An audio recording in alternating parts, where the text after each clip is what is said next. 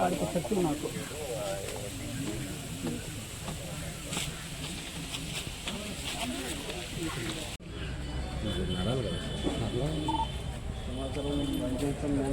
అన్న బాగా నడుస్తారు.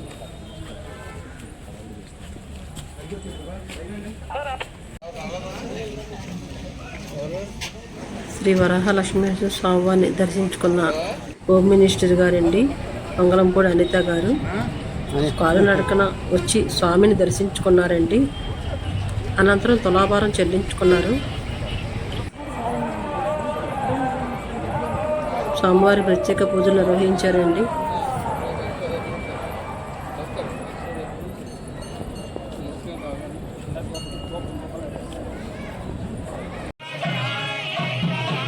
హోమ్ మినిస్టర్ గారిని మర్యాదపూర్వకంగా ఆలయ పెద్దలు స్వామివారి సన్నిధికి తీసుకెళ్ళారండి.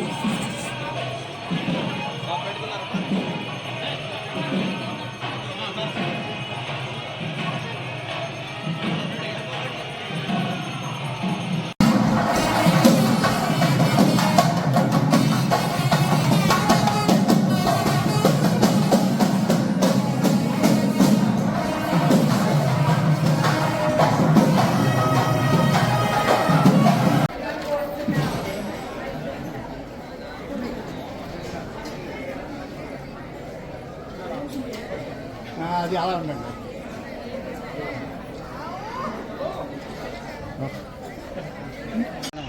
ఆ లక్ష్మీ నరసింహస్వామిని మెట్ల మార్గం నుంచి నడుచుకుంటూ వచ్చి దర్శనం చేసుకోవడం జరిగింది కుటుంబ సమేతంగా.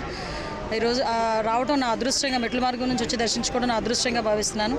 లక్షలాది మంది భక్తులు వచ్చే ఈ లక్ష్మీ నరసింహస్వామి, అదేవిధంగా ఉత్తరాంధ్రకి ఇలవేల్పు ఈ లక్ష్మీ నరసింహస్వామి దూర ప్రాంతాల నుంచి ఇక్కడికి వచ్చి దర్శనం చేసుకుని వెళ్తారు. ఇక్కడ ఉన్న అన్ని సదుపాయాలు కూడా సక్రమంగా ఉండాలని మేము ఇప్పుడే యోగా వాళ్ళతో కూడా మాట్లాడడం జరిగింది. మెట్ల మార్గం నుంచి వచ్చేటప్పుడు కూడా కొన్ని మెట్లు లాస్ట్ గవర్నమెంట్లో మేము ఉండేటప్పుడు కొత్త మెట్లు కన్స్ట్రక్షన్ చేయడానికి కూడా సిద్ధపడ్డారు అప్పుడు అశోక్ గజపతిరాజు గారు. తర్వాత ఈ గవర్నమెంట్ వచ్చిన తర్వాత దాన్ని పూర్తిగా మన వైఎస్ఆర్సీపీ గవర్నమెంట్ వచ్చిన తర్వాత దాన్ని పూర్తిగా నిర్లక్ష్యం చేయడం జరిగింది. ఇప్పుడు కన్స్ట్రక్షన్ అనేది స్టార్ట్ చేసి మెట్ల మార్గం నుంచి వచ్చే భక్తులు కూడా ఎటువంటి ఇబ్బందులు కలగకుండా చేసుకునే బాధ్యత కూడా మేము అందరం తీసుకుంటాం.